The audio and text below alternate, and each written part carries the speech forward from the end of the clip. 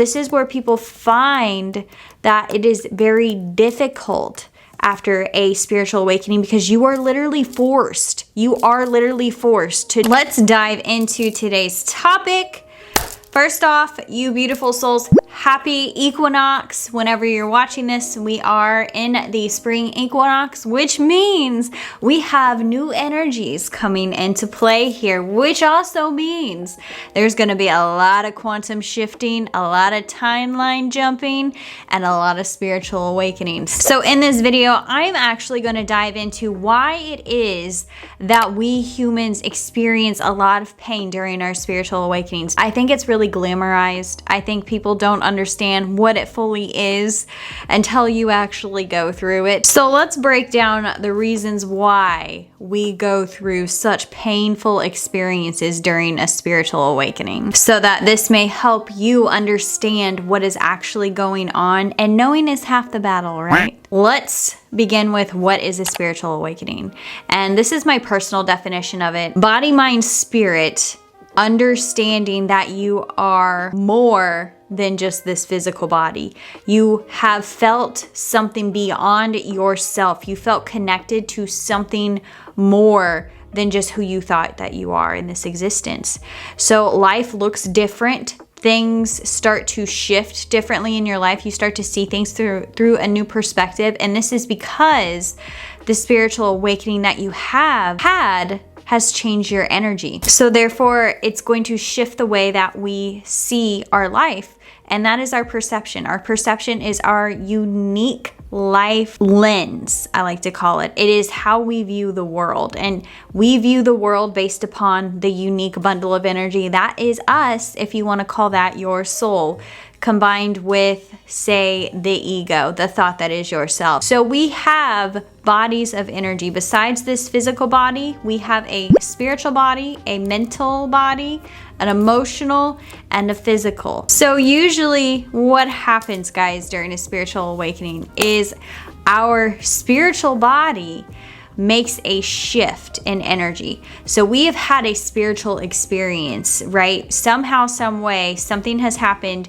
whether it be trauma that has shifted our perception of reality to make us question our life, whether it was in meditation, or you might have had a spontaneous Kundalini awakening like myself.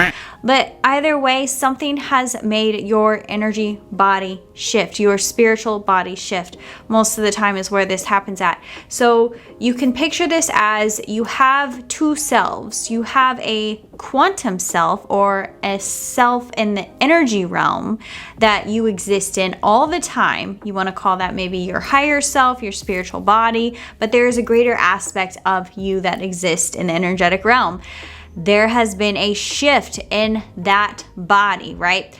Then you also have a physical body. So this body, this meat suit, if you want to call it, or a lot of spiritual people call it that, but it is made of matter. Matter is still energy, but it's energy in a denser form. Welcome to the 3D world, my loves. This is the purpose of the physical body. So I always say this, your physical body is the physical manifestation of your true energy. This is why they always say, go within for the answers, because the universe is literally inside this physical body. It's powering it. And this is what disease is. Dis-ease is just physical manifestations of energies you're holding on to, emotions that are on repeat in your body. They manifest as disease or physical malfunctions, if you want to call it that, like tumors, cancer, things like that. As we know, guys, our physical world is a reflection of what exists spiritually. I mean, it goes with everything across the board, not just you and your body, but our world physically is a representation of us as a collective, of our spiritual nature right now, which is why we're going through so many awakenings and so much natural disasters, because we are trying to basically up-level ourselves, up-level the consciousness of the earth. Anyway, another video. Here's the kicker, guys. Whenever you have a shift in the spiritual realm, it happens like that because it is energy. It's the spiritual realm. This is part of being in the physical, and why we're here is because we have a lag in time. We here as the human experience like that lag in time because it actually allows us to learn more about ourselves, to manifest and go through the journey rather than just think it and become it. But in the spiritual realm, when a shift is made instantly, you subconsciously or consciously, if you had a spiritual awakening, feel it.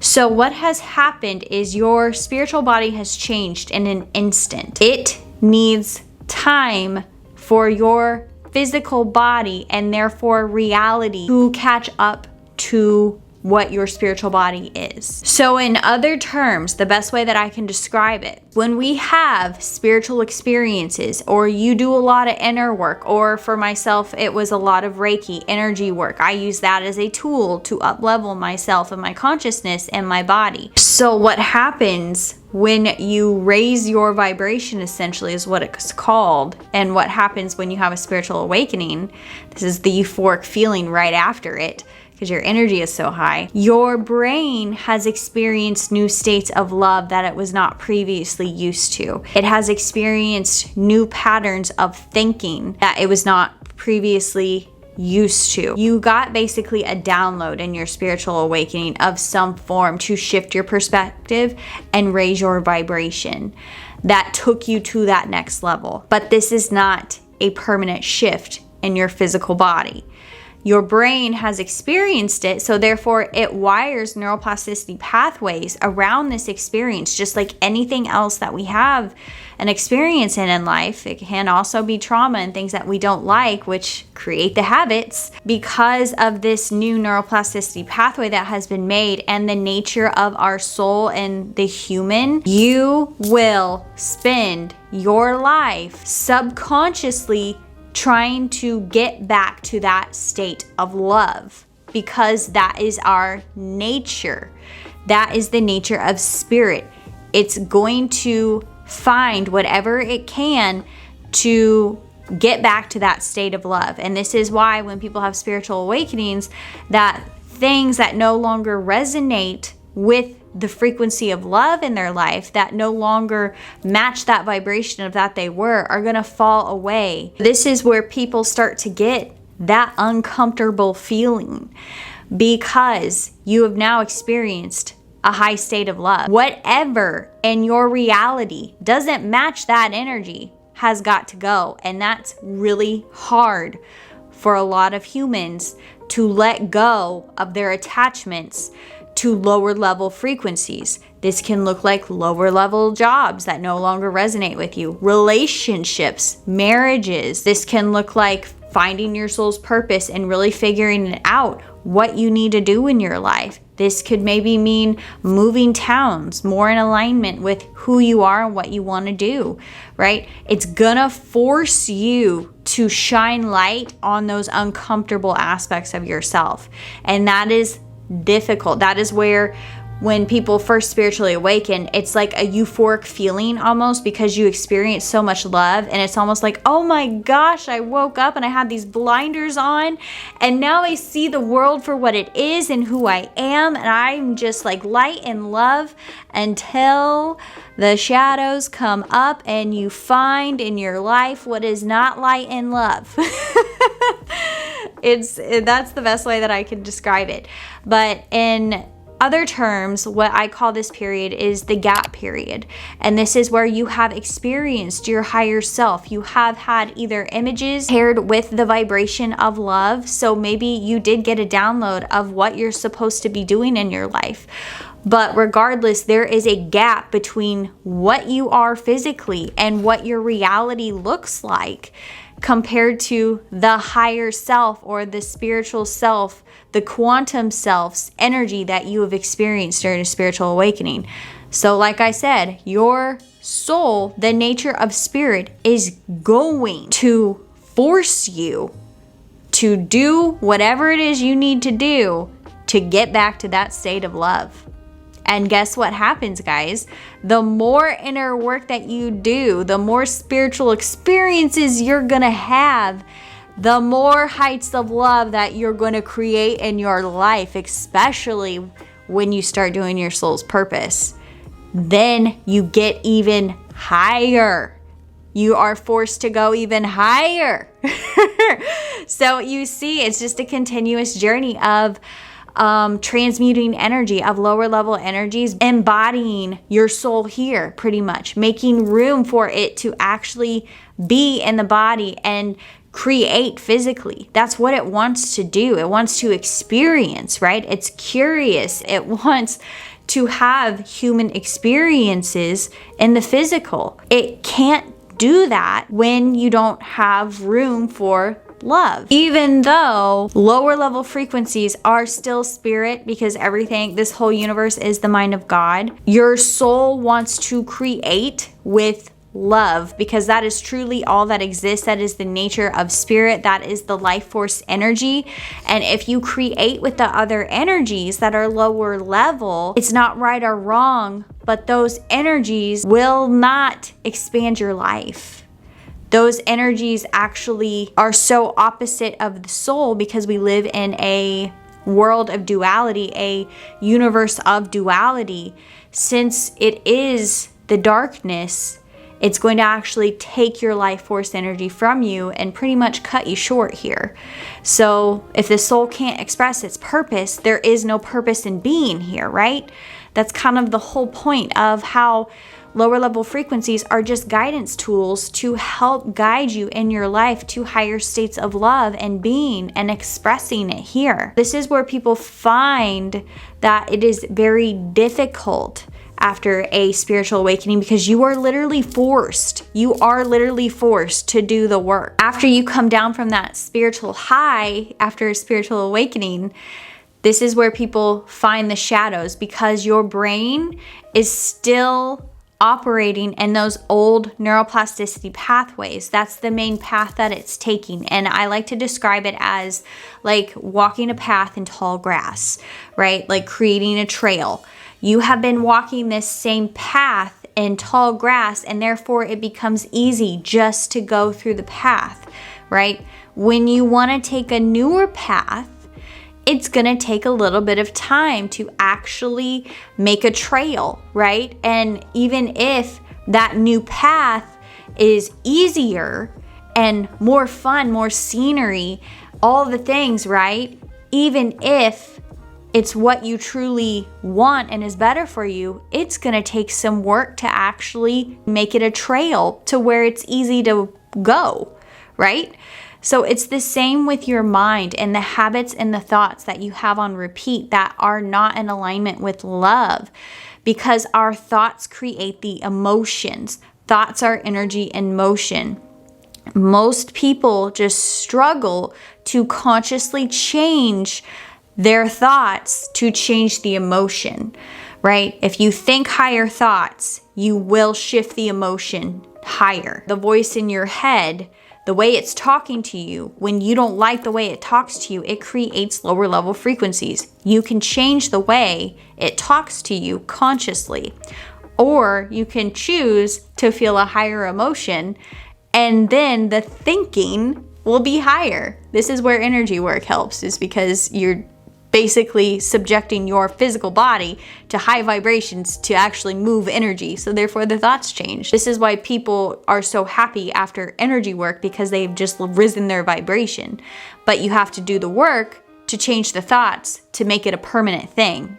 You have to change your habits around those thoughts, because the lower level thoughts create the habits, right? What are habits that support lower level thoughts? They're just our vices. They are the way the soul can relieve itself from the frequencies that it is experiencing. So that's why we turn to habits to numb ourselves, so we can stop the thinking. And therefore, even though those habits really aren't that great for us, they are less dangerous than us thinking negative thoughts. That's how it can save itself for the time being. Anyway, another topic. So now you're probably thinking, how do I get through this period? How do I bridge the gap, is what I call it. So you're bridging the gap between your old self and the new self, right? You want to merge the new spiritual with the physical. And ultimately, guys, like, it's going to happen.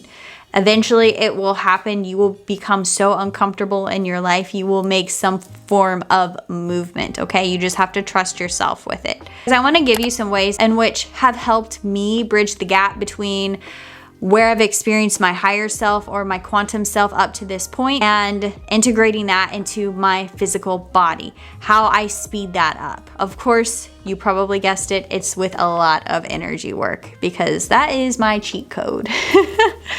No, there is no cheat code in life. The first one is visualization and feeling. Guys, and I know you're probably rolling your eyes, but this is so important. You have no idea how much of an impact this can make if you just carve out like 5 to 10 minutes of a morning, or even a couple of minutes in a morning of just visualizing what love looks like in your life. And if you don't know what that is, ask yourself that question. What does love look like in my life? What would I do if fear didn't exist in my life? If somebody literally gave you the golden ticket that said, here's the life of your dreams, go create it, and there are no repercussions, no consequences, no challenges to create it, what would you do? Like, have you ever thought about that?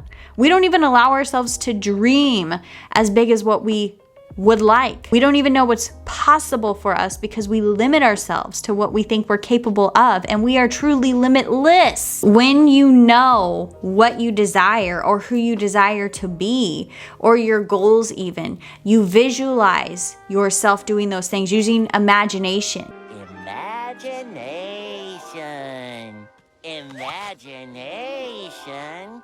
I can be anything I want. So pairing imagination with an emotion is the strongest way to merge your higher self in with your physical body. You're integrating that, right? You're wanting to become your higher self now. So when you do that, you're getting the physical body used to the energy of the higher self. And that's what we want to do. We actually want to get your physical body comfortable with the energy of high vibrations. And I know that sounds very weird, guys, but a lot of humans are addicted to lower level frequencies because they identify with it, right? So when you actually feel love, or when you feel higher states of frequency, it can be fearful or scary for some people because they are not used to having that much love in their life. You want to get the body used to feeling and holding the vibration of love. So when you do this, then you're tapping into that frequency, right? And when you're on an energy frequency, then you get all those ideas from that point of being, that stream of consciousness that you've connected to, right? So that's when we connect to our higher self or the quantum realms of very high vibrations of love, or the closer we are to source, we get high vibe ideas. We actually start moving or embodying our soul's purpose. So when you hold that vibration and you take action from that vibration, you'll manifest with it here. So the energy that you take action in is the reality that you create, right? And reality is created from the inside out, law of attraction. If you're holding that vibration, your physical reality is going to change to match that because your perception has changed, because your energy has changed, right?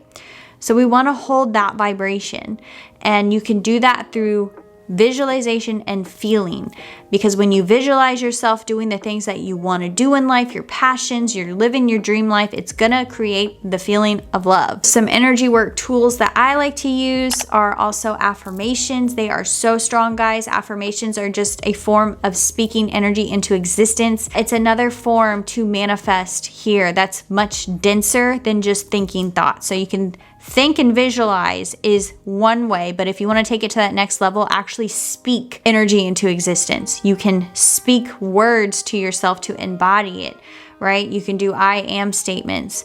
Do what you can to actually believe you can be that vibration, or be your soul's purpose, or improve your life, whatever you're trying to do to bridge the gap. I also like to use sound healing, because literally your body is like a tuning fork. It has to match that frequency of its surroundings. This is why it's so important to be conscious of who and what you surround yourself with. I like to to use like tuning forks. Sound bowls is like my favorite. So I will do that. I will play. I actually got a sound bowl set. I will play it and literally my body vibrates. The spiritual wellness center that I work at has sound baths. So it's using energy to shift the physical body. It's like the same thing if you were to go work out. Like you're physically moving your body, meaning you're physically moving energy. This is part of the reason why we get like a high from the endorphins or whatever after a workout, is because we've moved energy. We've relieved stress. We've released energy. Or you can create energy if you're trying to feel strong and confident. You can lift weights, you can push yourself and challenge yourself, and that creates a confident like energy. So it's used as a tool to create a vibration within you. Another thing that I like to use, fire gazing. This is a shamanism trick or hack.